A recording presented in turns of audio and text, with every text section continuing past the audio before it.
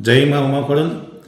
સરદારધામ અને ખોડલધામ જેવી સામાજિક પ્રવૃત્તિનું કામ કરતી સંસ્થાઓ વિશે સંસ્થાને બદનામ કરવાનું અને સંસ્થાની બંને વચ્ચે વિખવાદ કરવાનું, પાટીદાર સમાજના લેવા અને કડવા વિશે જેમ ફાવે એમ ઉચ્ચારણો કરવાના, આ બાબતે જે જયંતિભાઈ સરદાર દ્વારા નિવેદન કરવામાં આવ્યું છે.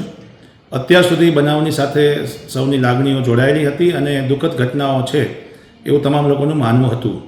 પરંતુ ગઈકાલના તપાસના અંતે એક ખૂબ જ ચોંકાવનારી માહિતી બહાર આવી છે કે આ સુનિયોજિત આ કાવતરું હતું અને ખોડલધામ અને સરદારધામની વિખવાદ વધે એના માટે જયંતિભાઈ સરદારાને આગળ કરવામાં આવ્યા છે.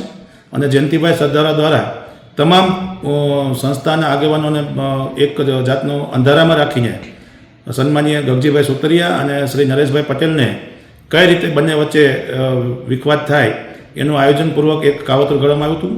આ કયા ફાર્મ હાઉસમાં કરવામાં આવ્યું છે, કેટલા લોકો ત્યાં હાજર હતા, આ તમામ માહિતી અમે ટૂંક સમયમાં જ આપની સામે લાવીશું.